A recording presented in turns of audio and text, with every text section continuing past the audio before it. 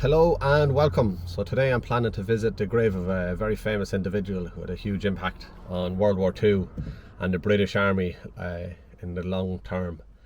So that's the grave of Paddy Mayne. So we're leaving from Dublin and we're going to go on a road trip to County Down. So follow along and let's see what we get up to.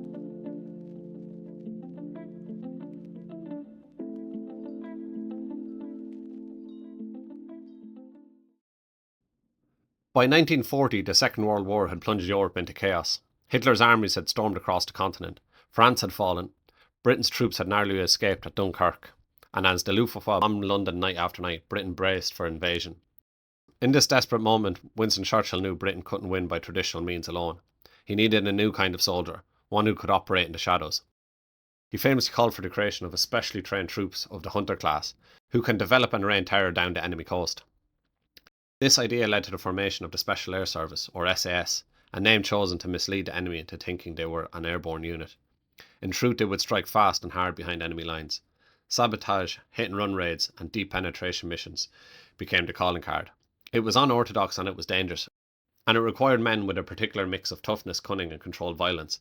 Among them, one man stood out, a brawler and a scholar and a leader, Blair Paddy Mayne. Born in County Down, Northern Ireland, Paddy Mayne was a champion rugby player who played for Ireland and the British Lions. When war broke out, he joined the Commandos and soon caught the eye of David Stirling, founder of the SAS. Stirling saw in Mayne natural leadership and a talent for unconventional warfare.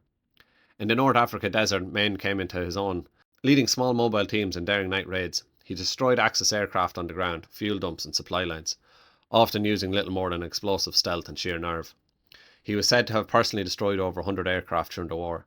In one infamous raid on the Sidi Hanash airfield, he and his men drove in under the cover of darkness and lit up the runway with tracer fire, obliterating plane after plane. Mayne's methods were brutal but effective, and his disregard for military formalities often had him at odds with his superiors, but his men followed his loyalty. So, I've finally arrived in the town of Newtownards in County Down. So I think it took me about 2.5 hours because I did take a couple of little stops on the way, which you might see in this video or in another video. So I'm just looking for the grave now of Blair Mayne, or Paddy Mayne as he was better known as. So if all's going to plan, I should have done a nice little intro before this section of the video. Now pulled in here and the graveyard is huge, but there was a little information board detailing the life of Paddy Mayne and Francis, I can't remember the other two fellas' names. One was a veteran of the Irish or the American Civil War, and another was a Presbyterian, I think Vicar is the name, who was hung during 1798, so I'm not sure if that's to do with the rebellion or not. And then the information board directed you towards this Abbey. I'll show you now. You might see a little bit of it there.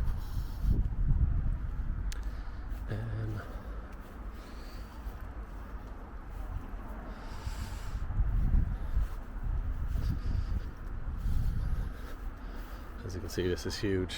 The Abbey dates back to the 6th century, so quite a long time ago. The information board said it was raided by Vikings and then rebuilt by Franciscan monks, and I believe we're here.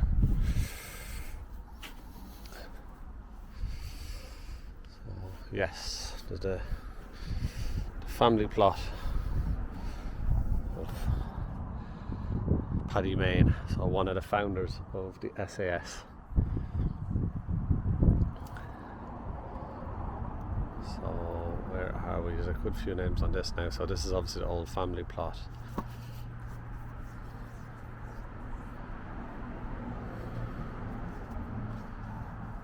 And then there, right at the bottom, Lieutenant Colonel Robert Blair Mayne, Legion d'Honneur, Crux du Gras.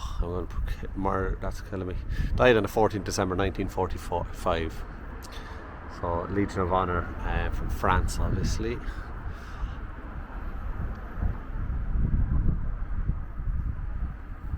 So yes, Here it is. Oh, there's a number of wreaths then, obviously from units would have fought World War II. Yeah, that's the grave. One of the founders of the SAS. It's laid to rest now in a very nice area. So, in Movilla Abbey. It's the name of it here. This doesn't have much information, just saying to be wary of the Abbey. But he's buried right in the centre of it. So a place of prominence. Obviously the family, he came from a well-off family, was a solicitor, played for rugby for the Lions for both Ireland and Ulster, I believe. I might have got some of this information mixed up while I'm chatting here. So the first burial seems to be in 1900. So I think it would go down from grandparents, and then the last burial was in 1956. But I think due to the prominence, I'll turn this around, right? Due to the prominence of Paddy Mayne, it's very well kept. So it's in a beautiful location. In Movilla Abbey in Newtownards. So I didn't actually I'll just do a little walk around here. I didn't see this before.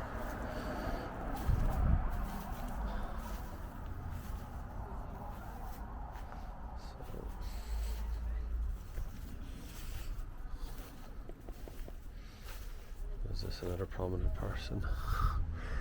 Robert, son of George Jameson, born 21st of August 1879, died 28th of December 1893, it looks like. Some of these are huge plots, so these probably were very wealthy people. But yeah, so that is the final resting place of Paddy Mayne, founder or co-founder of the SAS during the Second World War.